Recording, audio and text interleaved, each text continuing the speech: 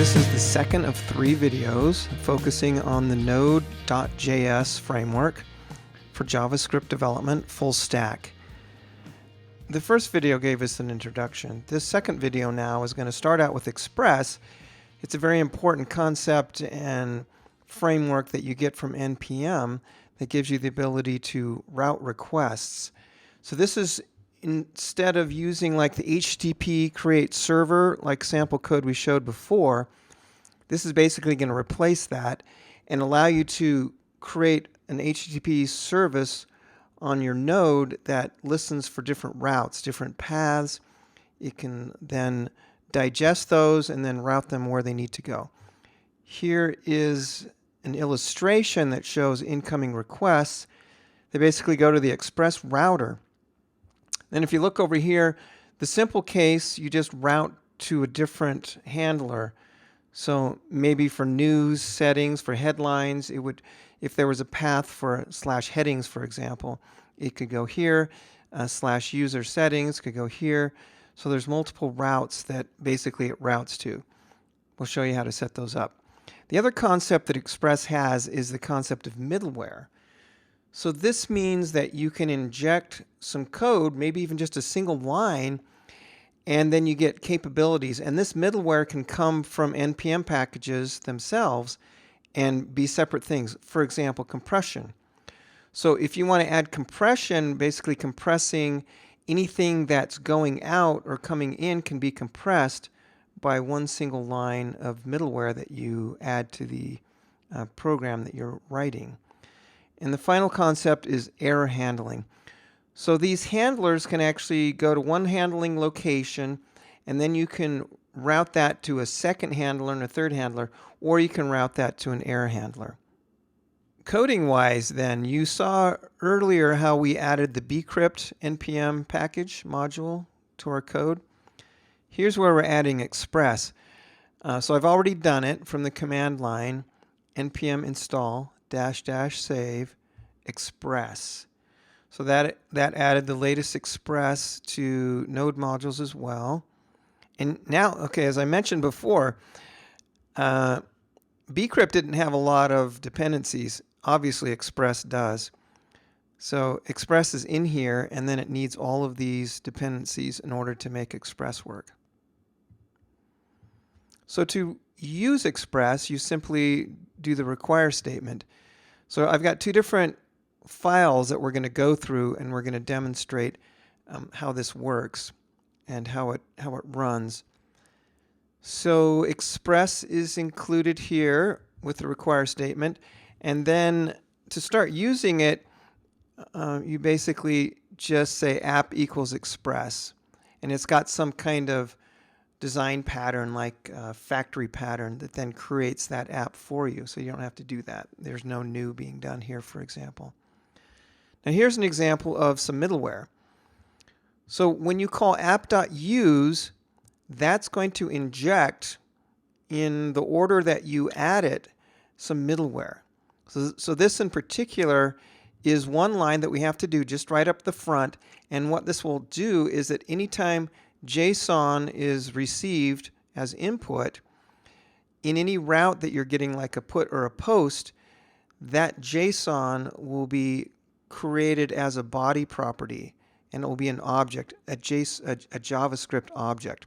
We're not doing it here, but just you'll see it later in the third video how we use that. So we're only doing gets, and I've got 3 different gets. So here's how you would create a route. There's multiple ways to create routes. Here's the simple way. So you can do app.get or app.put or app.post. So we're doing a get, and we're asking it to give us a callback whenever /about in the path happens, and then call our function. Now here's a slight twist on it. This one is doing a get on /news. Now this is special syntax that you can add, the colon category.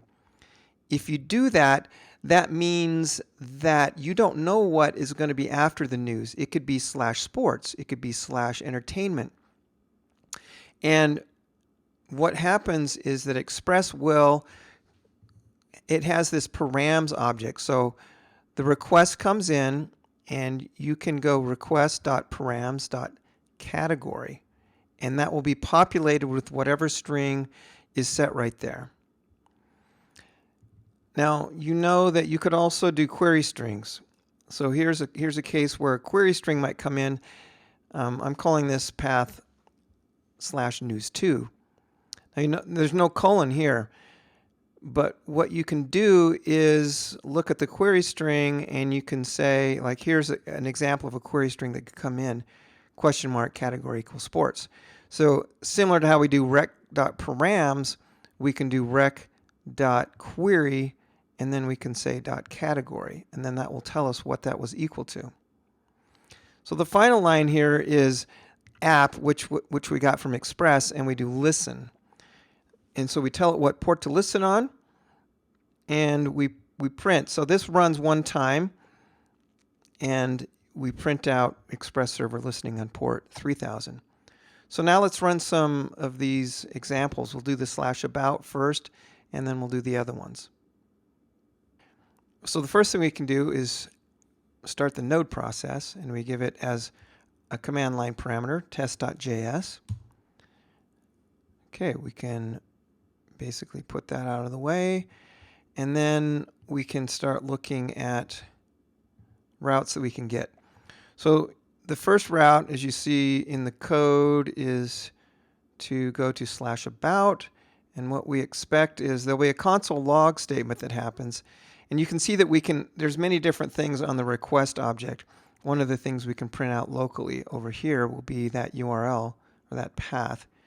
We can get the full path with the URL, domain name, etc., or just the path. And then the other thing is it's going to return. So this is how we return a result. So status, so we take the res object, the results object, and we say .status, and we can give it a .status, and then we chain on that the ability to send something back in the body. So we send JSON with this object, title and content. So if we run it,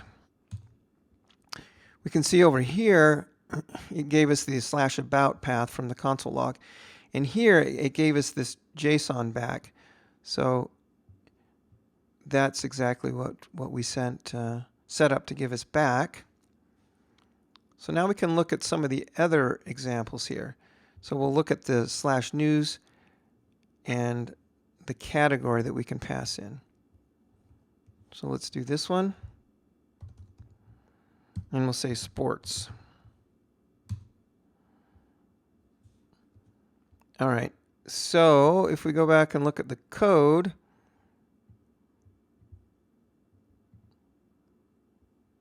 it actually looks at the rec.params.category, and it prints out, and so it took that in and it got sports for us. Okay, so the next one we can do is we can do this one, similar to what we did before. Okay, so this is the news 2, and it printed out the same thing. Your category was sports. But this time it got it from the .query. So that's our first file that we can look at, and you have some idea about how to create the paths and the routes using Express and how to set up an Express server. So here's the second file we can look at, test2.js. It's got the same basic structure. So we include and require Express, and then we start our server down here, same port 3000. We have some gets, so 2 different paths. Now you notice it's the same path. So this is just illustrating that you can actually process, if you have more than one piece of code that needs to process something, you can have the first function process it, and then the second function process the same input request. Now you'll notice that we have the request coming in, request object, and we have the response object. Now we have a new parameter here in this function, callback function, and that is next. So when the callback function gets called, we can do whatever we want with the request, do some processing, and then if we want, we can basically return our response. But what we're going to do here is we can't return a response because you can't return two responses. That would be an error. So we have to comment this one out, and we have to call next. So we let this process it, and then next will actually end up down here where we can do further processing, and then we can return with the status 200 and got here second. The other thing to notice is that we're illustrating here error handling. So if you have an error, then you actually, instead of passing empty for next, we actually fill it out with an error object. If you do that, then it knows that an error happened, and then it goes to an error handling function. So remember where we did app use up here, this is this global usage of Express.json. This is a global middleware that's put in place for all calls. Any errors anywhere that are thrown will end up here. And we could do something here. In this case, we're going to return a 500 error saying something bad happened. So if we go to our code to run, we run test2.js. And then we run here. And so we see the printout got here first, that's the console log, and then got here second. So we know that both of those functions got called.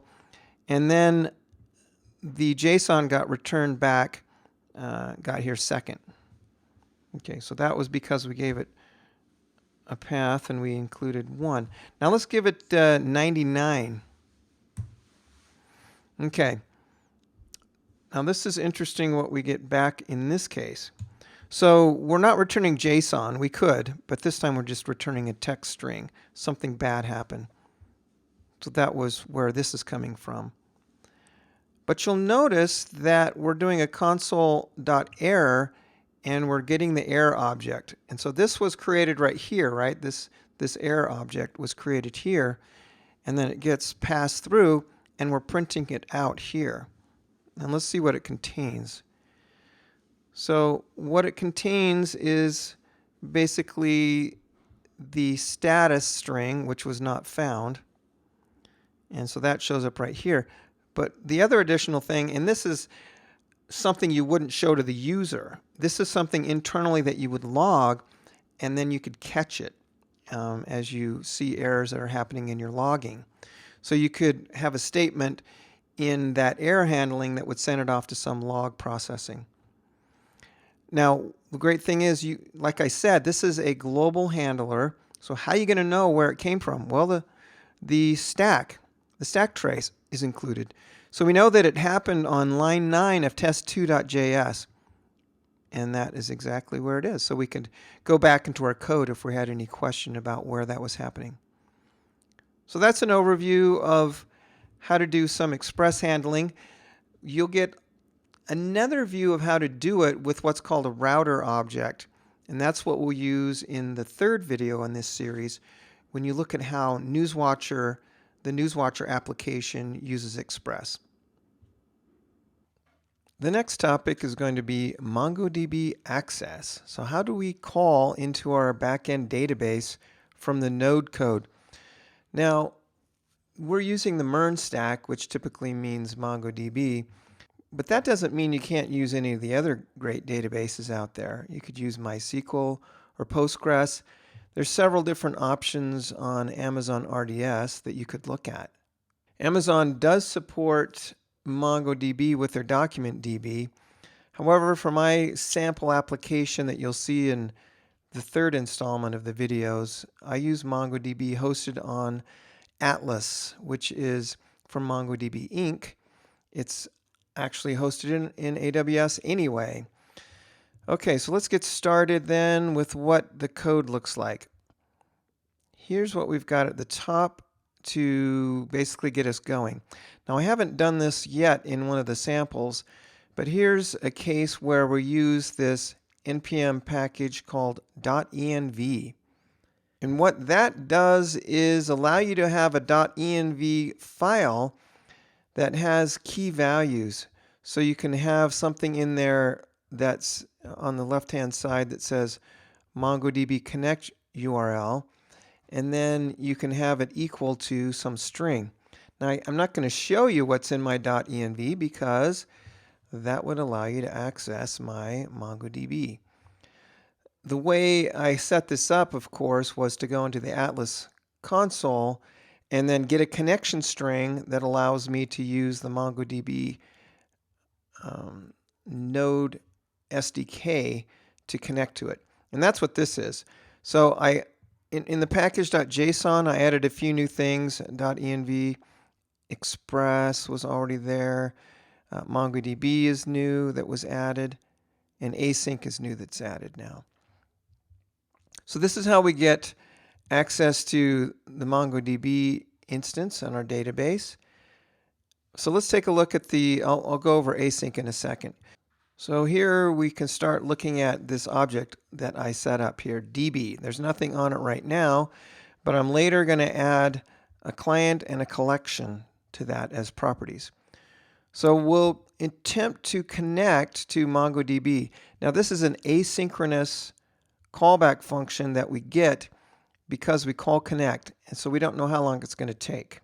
The parameters that we need to pass in then are the connection URL, and then there's some options that we can pass in.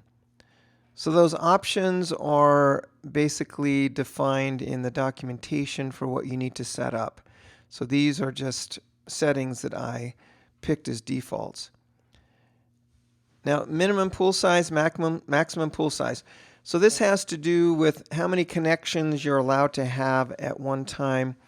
Connection pooling. A lot of calls would come in, for example, on separate threads. For example, if you had a lot of GET requests come in, well, those would each make a connection using this MongoDB client. And so the ones that aren't satisfied, like you have so many, like we have a max pool size of 100. So if we had more than 100 come in, then those would be queued up. Otherwise, if it fits within our pool size, then we can use the active connections.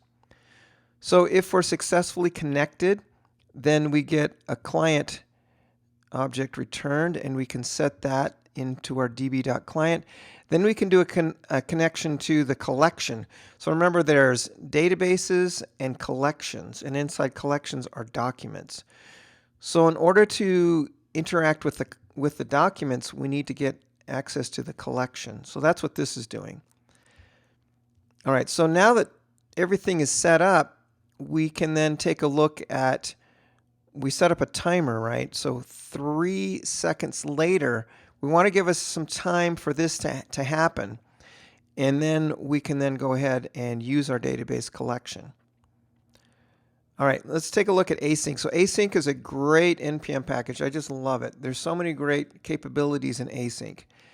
And what I'm using it for is to set up a series of calls that I want to happen sequentially. And so they will not happen all at once, but they'll happen one at a time. And the next one won't happen until the first one is done. So it's an array of functions, and you have a callback for each of those functions that you call when you're done. This first call that we're going to do then for document DB is called insert1. It allows us to insert an object which turns into JSON or BSON in the actual document DB database. So we're setting up a document, basically has two properties. There'll be a third property, which is the ID, which we could assign, or we could let document DB assign it for us, and which we're going to do here. So this is the document we insert, and we can check if there's an error. If there's an error, we return error. Down at the bottom, after all the array of functions, there's a function handler that gets called at the very end or gets called if there's an error. So if we call back with an error, if that's anything non-null, then we'll immediately end up down here. Otherwise, if it's successful, no error, we still call callback. We pass in null, and we pass in insert1 as the first step. All right, so the second step is to find that document. Now we don't actually, I'm not setting it up right now, but in MongoDB, you could set up an index on property 1. I'm not going to. It just won't be as efficient. You should, of course, set up indexes for all the queries that you're looking at. So this is the query criteria. So we call find one, and we say we want to look for a document that has a property one that's set to Jones. Now, if there were more than one, we'd only get the first one. And then again, back in MongoDB, you could set up an index on property one, and you could say it has to be unique. So there could only be one document with Jones. We get back the document, and we want to print it so it looks good. So we stringify it with this call, json.stringify. This is an object. And then we can console log it and look at it in our output. Same thing if there's an error or not an error. So we inserted a document, we find the document, now we want to update the document. So we call find one and update. This is going to, again, use the same query criteria. And then we're going to use this $set. So the next thing to do is set property 2. It used to be 77. We're going to set it to 78. And we want the document returned after the call. And so then we'll look at the result.value, do the same stringify, and we'll get the document, and we'll see that property 2 has been changed. Finally, we'll clean things up. We'll call find one and delete. Again, looking for property 1 of Jones. And at the end, we'll console log the results, which will be the additive strings for each one of these calls that we made, and hopefully an error of null. Okay, it's time to run it, and we'll see that we connected to the MongoDB server. Our timer went off, and we were successfully, of course, able to do our insert, our find one and update, find one and delete. So that's the complete. Now the call for the get returned the document. The call for the find one and update also worked, and we see that it changed the value for property 2 from 77 to 78. I want to go back and talk about find one and update and why that's a great capability provided by MongoDB. Let's take an example of a problem that could happen with a race condition of reading and updating a document. So if you've got a gaming application and you've got multiple people playing the game, let's say you have a central document that stores the top score. Let's say the lowest number of seconds to solve a puzzle. So let's say the first person solves the puzzle in 300 seconds. They read the document from MongoDB, and that's one operation. They just do find one, for example, and then there's a separate call that's just update. So we're not talking about the find one and update here. There's a read operation, and then there's a write operation. So they read the document, they find out what the current score is for the lowest number of seconds to solve the puzzle, and if their score is lower, then they enter that in. Now, it starts off at 99999, and so theirs is lower, theirs is 300. So they write the document. Now let's say 2 other people are playing the document. One solves the puzzle in 100 seconds, the other one solves the puzzle in 200 seconds. So currently the best score is 300. Now they both read that document. It says 300. They read it at the same time. Now they're going to write back. They both think that they have a better score. Theirs is less than 300. So let's say the race condition happens. They both write at the same time. And it just so happens that the 100 gets written first, and then the 200 gets written. Now that's incorrect. 200 is not the best score now. 100 is the best score. Now let's see how find one and update works. Find one and update actually will do a lock on that document while it reads the value and then writes the value. So something you could add would be something such as this. So let's say we added another property on the document, which was the time. And then we only want to find the document and get it if the score is greater than our score. So let's take that example again. So the 100 and the 200. So 300 is the current score. So the 100 goes in and it says, I want to get a document if the score is greater than my score. And it is. It's 300. My score is 100. So it gets the document and then it writes it. Now, the second one that happened at the same time but got paused is the 200. So the 200 comes in. The first one finishes, right? It's an atomic operation. It reads and writes.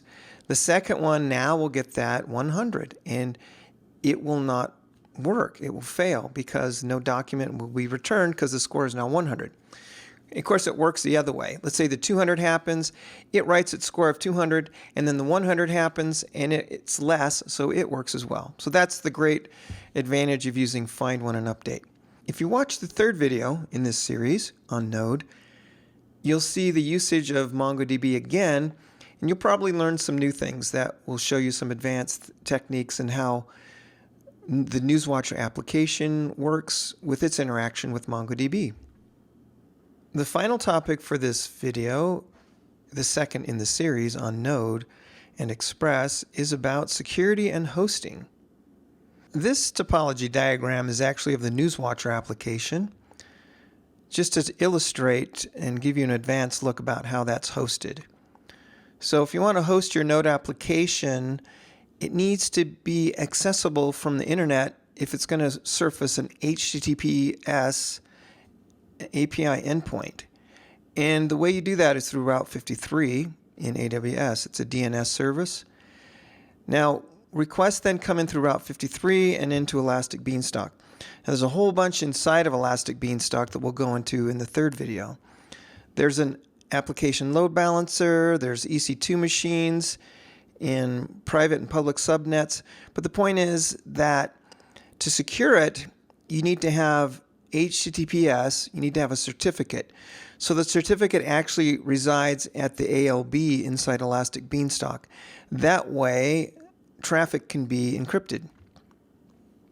Now, the other thing we're hosting besides Elastic Beanstalk is AWS Lambda. So they both scale.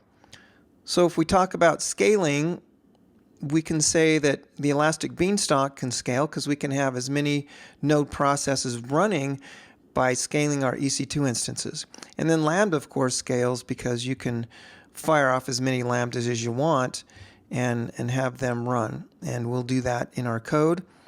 Now, to further dive into security then, all traffic needs to be encrypted coming in. Traffic going to the MongoDB database also needs to be encrypted, as well as to the New York Times API endpoint. On top of that, you can encrypt the database in AWS. You can turn that on.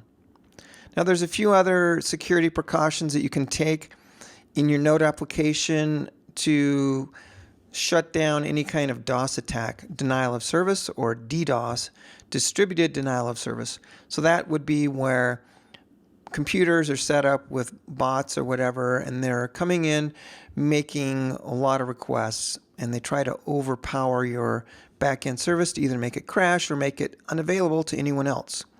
So let me just state that this is not the definitive one-size-fits-all hosting for a Node application. This Elastic Beanstalk could be replaced with two other options. I'll just give you two of those.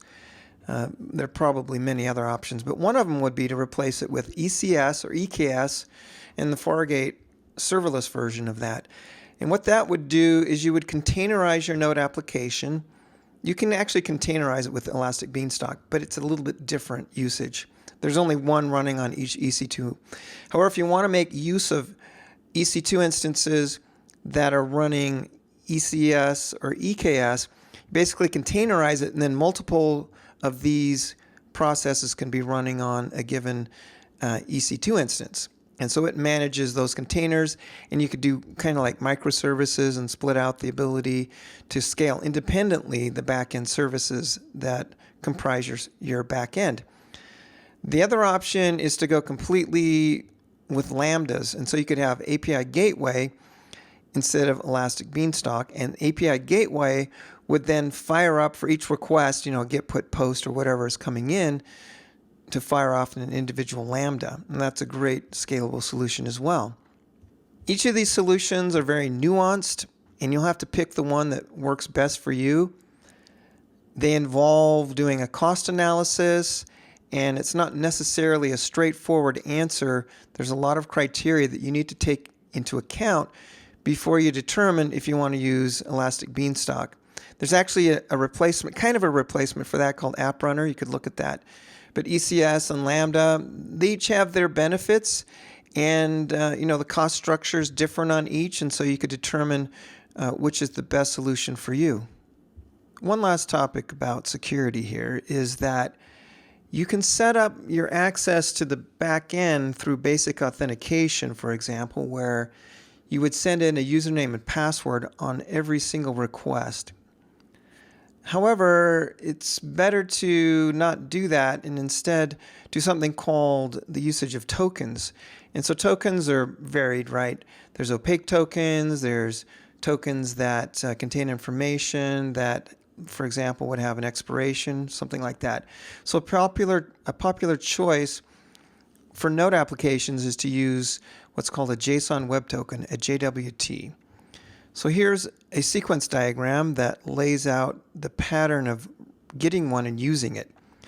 So the first thing that happens before this diagram is somebody's registered with a username and password, and that password is stored as a hashed value in the database. So if somebody got that, they actually couldn't know the actual password, what it was. So when somebody logs in, they give their password and email. The email gets validated that it does exist, and then it gets validated against the password hash. If it's successful, then the node side can pass back this generated token. Subsequent calls from the client can then pass back that token in the header, and it would be part of the header that's then validated when it's received on the node side. So it checks with the validation, and it can basically then use that to fetch data from the MongoDB side. The other thing is that the token also knows the ID of the person. So let's say it was accessing the person's profile. It wouldn't be able to get somebody else's profile. Only their profile would be returned. So the data gets returned to the client because of the use of this JWT. So that wraps it up for this second video. One more to go on the Node series, where we will take a deep dive into the Newswatcher Node application. We'll take a look at the use of Node and Express in this full stack React, Mongo, AWS, JavaScript, Node application.